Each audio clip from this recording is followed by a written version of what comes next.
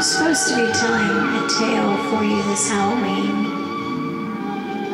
about vampires. But you see, vampires are not a very favorite subject of mine. For as a child, they were a subject of much terror and humiliation. You see, vampires tear at your flesh, drain the blood and the life right out of you, and make promises of life everlasting. So, I've chosen to tell a different tale. Join me this Halloween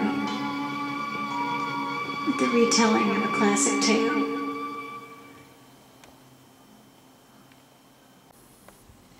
True, nervous, very dreadfully nervous I had been, and still am, but why will you say that I am mad?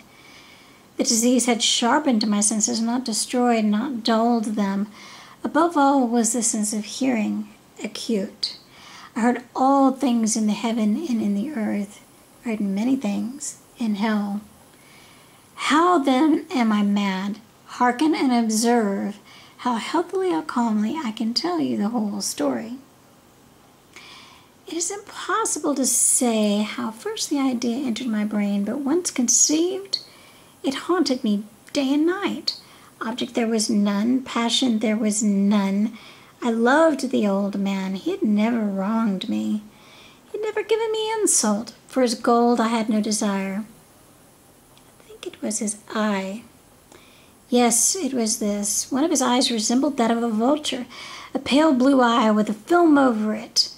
Whenever it fell upon me, my blood ran cold, and so by degrees, very gradually, I made my mind to take the life of the old man and thus rid myself of the eye forever. Now this is the point. You fancy me mad.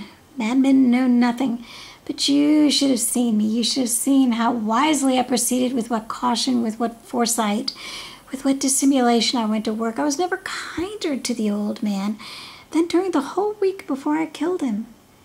And every night about midnight I turned the latch of his door and opened it oh so gently. And then when I made the opening sufficient for my head, I put in a dark lantern all closed so that no light shone out, and then I thrust in my head.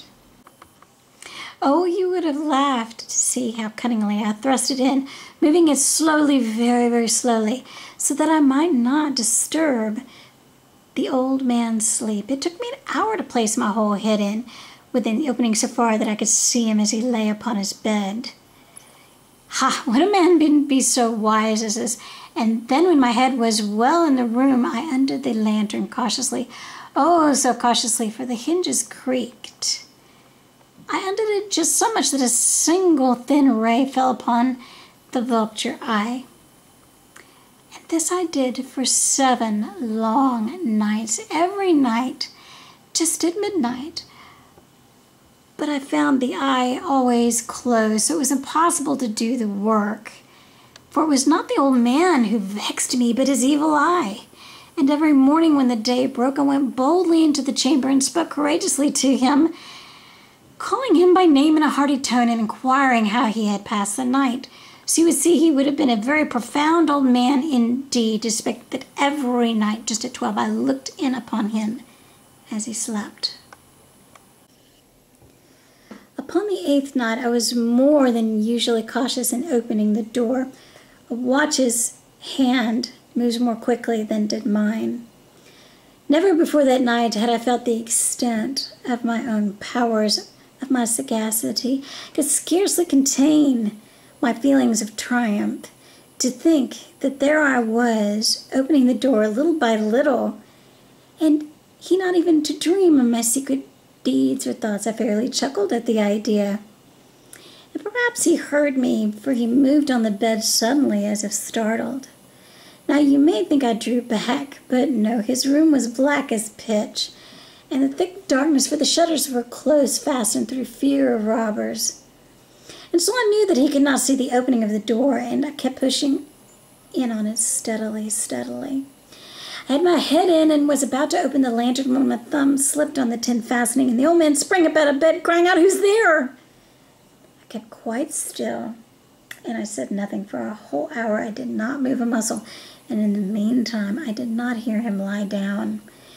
He was still sitting up in the bed, listening just as I have done night after night after night, hearkening to the death watches in the wall.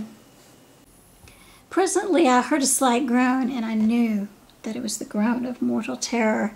It was not a groan of pain, of grief. No, it was the low, stifled sound that arises from the bottom of the soul when overcharged with awe. I knew the sound well. Many a night, just in the night when all the world slept, it has welled up from my own bosom, deepening within its dreadful echo the terrors that distracted me. I say I knew it well. I knew what the old man felt and pitied him, although I chuckled at heart. I knew that he had been lying awake ever since that first slight noise when he had turned in the bed. His fears had been ever since growing upon him. He had been trying to fancy them causeless, but could not. He had been saying to himself, "It is nothing but the wind in the chimney. It is only a mouse crossing the floor. Or it is merely a cricket which has made a single chirp."